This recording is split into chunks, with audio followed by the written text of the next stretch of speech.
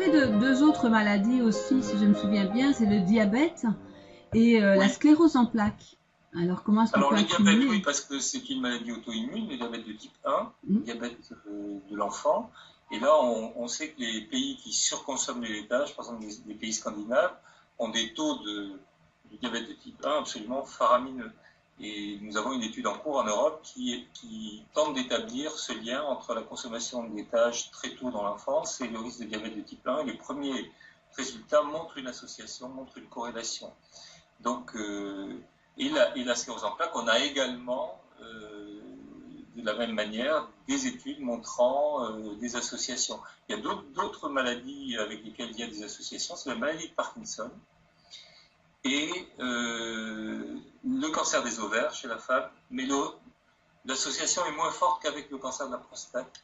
Également, il y a quelques études qui montrent une association avec les lymphomes, donc c'est cancer du système lymphatique. Oui. Par contre, la maladie de Parkinson, il y a des études assez sérieuses dessus, et on pense que c'est dû au fait que les laitages, notamment ceux qui contiennent des graisses, appellent des molécules lipophiles, notamment des pesticides, qui eux vont agresser les cellules du cerveau qui fabriquent la substance, le messager chimique qui disparaît dans la maladie de Parkinson. Ça s'appelle la dopamine. Mhm. Voilà. Donc tout ça nous incite à dire euh, prudence avec les messages. Le problème, c'est ça, c'est que les messages que nous avons en Amérique du Nord et en Europe de consommer 3 à 4 laitages par jour, soi-disant contre l'ostéoporose. D'abord, ces laitages ne protègent pas contre l'ostéoporose. Il faut que les gens sachent ça et en soient persuadés maintenant. C'est gravé dans le marbre. Ça ne sera plus remis en cause. Et deuxièmement, si on suit ces messages, on se met dans une zone à risque pour un certain nombre de pathologies. Donc, la bonne attitude, je pense, c'est de consommer ces aliments avec modération si on en consomme. Et si on n'en consomme pas, c'est pas grave. Et si vous parlez de problème de dopamine, donc j'imagine de recapture de la dopamine, ça suppose que le lait est aussi à déconseiller à des personnes, des enfants en déficit d'attention, en hyperactivité, etc., puisque c'est aussi un problème de dopamine. Alors, il y a quelques études là-dessus, mais qui sont encore assez peu concluantes, donc il va falloir attendre un peu. Hein, Mais, oui. donc on peut Voilà, moi anticiper. j'essaie de prendre les choses au fur et à mesure qu'elles sont Mais on publiées. peut anticiper. Si le lait n'est pas un aliment idéal, c'est pas non plus un aliment indispensable. On peut très bien vivre sans consommer de On lait. peut vivre sans lait. Il faut que vos internautes sachent, que vos amis, les personnes qui viennent vous voir, sachent que, encore une fois, je me répète, mais depuis l'espèce humaine, on l'a fait remonter à 7 millions d'années, avec notre ancêtre Mais qui oui. s'appelle Poumaï, 7 millions d'années, et ben, il faut qu'on sache que pendant 7 millions d'années, nous n'avons jamais consommé la moindre goutte de lait, et pourtant nous sommes là. Et aujourd'hui encore, 75% des habitants de la planète ne consomment pas Pas de de lait. lait, oui, bien sûr. 75% des habitants de la planète. C'est une Mm, anomalie, en fait, que de consommer du lait. absolument. Bon, c'est peut-être une anomalie qui est agréable, mais c'est une anomalie sur le plan de l'histoire de l'évolution. Absolument. Alors, peut-être dans 1 million d'années, tout le monde se mettra à consommer du lait, et puis ça sera très bien. Mais aujourd'hui, c'est une anomalie.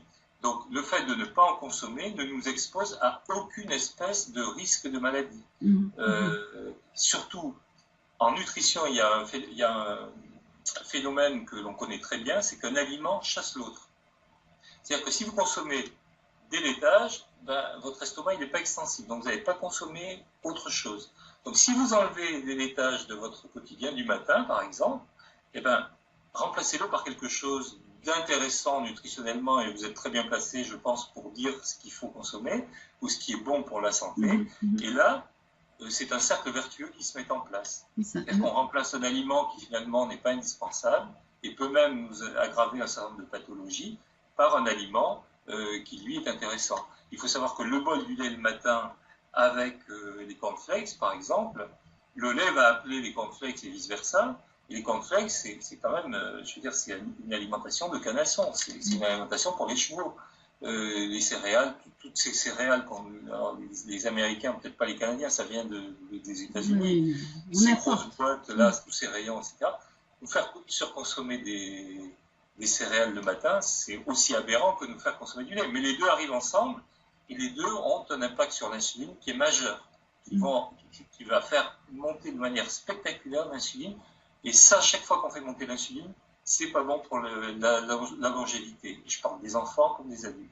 Oui. Alors, il y a une dernière petite chose à propos du lait dont j'aimerais que vous parliez parce que vous en parlez très très bien dans votre livre et on n'y a pas fait allusion, mais c'est aussi un cheval de bataille des naturopathes. C'est l'équilibre acido-basique. Il semblerait que le lait rentre dans cette acidification de l'alimentation et que ce soit peut-être l'explication la plus simple qu'on puisse donner à des personnes qui nous demandent conseil sur la consommation du lait. Alors, le lait lui-même, si on prend le lait lui-même, il a, on appelle ça l'indice Prague, nous permet de mesurer l'effet acidifiant ou alcalinisant de l'aliment sur nos tissus, notre corps. Le lait lui-même est légèrement positif. En Prague, ça veut dire qu'il est légèrement acidifiant. Il n'est pas extraordinairement acidifiant.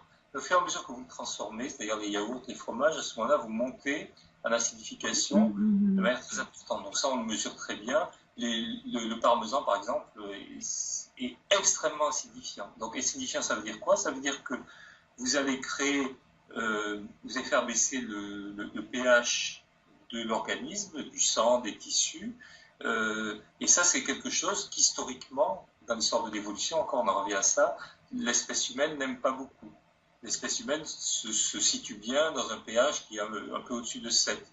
Donc, chaque fois que vous faites baisser ce pH-là, on met en jeu des mécanismes compensatoires pour essayer de rétablir l'équilibre. Et il est possible que les laitages, dans leur ensemble, mais c'est le cas aussi des gros consommateurs de viande, et c'est le cas aussi des gros consommateurs de céréales, parce que tous ces aliments sont acidifiants. Le pain, les pâtes, etc., sont des aliments acidifiants.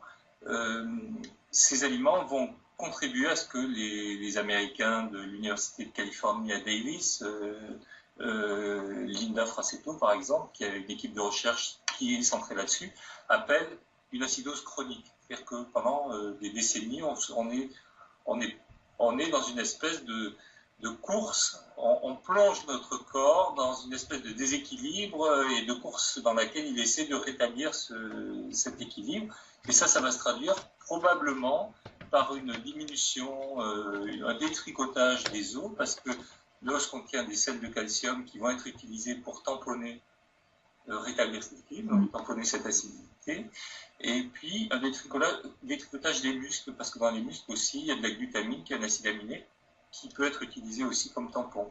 Donc il est probable qu'en faisant attention, comme le disent les naturaux, à cet équilibre acido-basique, on peut se garantir d'un corps en bonne santé, des os en bonne santé pendant très longtemps, sans forcément surconsommer du calcium, mais également une masse musculaire suffisamment dense qu'on va conserver longtemps dans sa vie. Et vous savez que le fait de conserver longtemps une masse musculaire suffisamment importante, ça protège les personnes âgées du risque de mortalité. Parce qu'une personne âgée qui se casse la figure, qui se casse le fémur, très souvent le pronostic est grave. Une personne âgée qui n'est plus capable de se relever de son fauteuil parce qu'elle manque simplement de muscles, c'est aussi important. Donc n'abreuvons pas nos personnes âgées de laitage. C'est pas forcément quelque chose qu'on leur fait qui va dans le bon sens. Enfin, monsieur la synthèse était vraiment superbe. Merci beaucoup. Est-ce que je peux me permettre de vous poser quelques petites questions aussi sur votre autre livre qui se relance maintenant, qui est Prévenir et guérir la grippe? Et je pense que dedans, vous expliquez non seulement l'origine des épidémies, si je me souviens bien, et aussi vous répondez à une question curieuse, moi, qui m'a été posée récemment. Pourquoi est-ce qu'on a toujours la grippe en hiver? Alors, je pense que vous en parlez dans votre livre aussi. Oui, et nous pensons que c'est lié justement à l'ensoleillement et au taux de vitamine D. Oui. Et la vitamine D, non seulement elle est anti-cancer, mais elle est aussi anti-infectieuse. Elle stimule une forme d'immunité chez nous qui nous permet, qui est la première barrière contre les virus. Et se prémunir contre la grippe, c'est également, contre d'autres types d'infections, c'est veiller à son taux de vitamine D. Donc ça, j'ai consacré un chapitre là-dessus avec des études là-dessus. Et ce qui est intéressant aussi sur les vaccins, pour conclure là-dessus, c'est que non, en France, il y a une grande méfiance maintenant vis-à-vis de la vaccination. Donc ils ont essayé de faire des campagnes, mais finalement, hormis les personnes âgées, qui sont d'ailleurs celles qui vont le moins bénéficier des vaccins contre la grippe, parce que le vaccin contre la grippe, il est là pour stimuler des anticorps, pour faire réagir le corps et lui faire créer des anticorps. Or, plus vous vieillissez, moins votre capacité de créer des anticorps est grande. Et par exemple, une personne âgée de plus de 65 ans qui s'est vaccinée contre la grippe, on sait qu'il y a à peu près seulement 25 à 30% de ces personnes-là qui vont faire des anticorps. Donc, pour 70% des gens, ça sert absolument à rien. Donc, malgré tout, hormis cela, il y a une grande défiance et il n'y a pas eu de grosse campagne en France pour la vaccination. Et nous avons aussi énormément d'études qui montrent que la vaccination contre la grippe est très globalement inefficace. La raison en étant qu'il faut, pour qu'un vaccin soit efficace, cibler parfaitement les souches qui vont circuler. L'OMS identifie des souches et ensuite il faut que ces souches soient celles qui circulent plusieurs mois plus tard dans l'hémisphère nord après avoir été identifiées dans l'hémisphère sud. Donc déjà, il faut un concours de circonstances. Et ensuite, ce qu'on étiquette grippe, et ça c'est le fruit de l'enquête que j'ai faite pour mon bouquin en travaillant avec des épidémiologistes, des spécialistes des infections, ce qu'on étiquette grippe, y compris la H1N1, qu'on n'a jamais réellement, formellement pu identifier. On disait oui, il y a eu X cas de H1N1 l'an dernier, il y a 2 ans, pardon. On n'a jamais réellement pu l'établir de manière formelle. Il faut que vous sachiez qu'il y a 300 virus et agents microbiens qui circulent en hiver et qui tous donnent le même tableau. Donc la grippe ne représente qu'une partie de ces tableaux infectieux. Donc on vaccine pour une petite partie de ce qui va faire le tableau grippal. Et en plus, il faut que la souche qui circule soit exactement celle qui est dans le vaccin. Donc, vous voyez, finalement, il vaut mieux se protéger en stimulant sa propre immunité, par exemple avec la vitamine D, plutôt que d'aller se faire vacciner, et notamment pour tous les effets secondaires que vous décrivez. Et est-ce que la vitamine D, on peut la prendre sans suivi médical, à sa propre initiative? Oui, alors la vitamine D, il est préférable de faire des dosages. Après, on ajuste avec le médecin ou sans le médecin, de manière à obtenir entre 40 et 60 nanogrammes par minute. Ces maladies virales ont reculé à une époque parce que non seulement l'alimentation était de meilleure qualité, parce que les gens n'étaient pas obligés de travailler de manière outrancière, ils pouvaient se reposer. Donc c'est tout ça. Et chez l'enfant, c'est veiller à son sommeil, c'est veiller à ce qu'il n'y ait pas d'ordinateur dans la chambre, qu'il n'y ait pas la télé dans la chambre, c'est faire doser sa vitamine D, c'est en été se mettre au soleil aux heures chaudes, contrairement à ce que disent les dermatologues et chez nous l'Institut du cancer. Mettez-vous au soleil entre midi et 2. Mais simplement, vous couvrez votre visage, vous protégez votre visage, et puis il faut éviter le coup de soleil, donc vous restez 10-15 minutes. Mais c'est à ce moment-là que vous allez faire de la vitamine D, c'est pas à 5 heures de l'après-midi. Donc faites le plein de vitamine D en été, on va la conserver, on la stocke et puis elle nous sert jusqu'au mois d'octobre, novembre. Et après, malheureusement, on est obligé de prendre le relais avec l'alimentation et avec des compléments alimentaires ou des médicaments à base de vitamine D. Gestion du stress, équilibre général, équilibre social, tout ça, ça fait de l'immunité.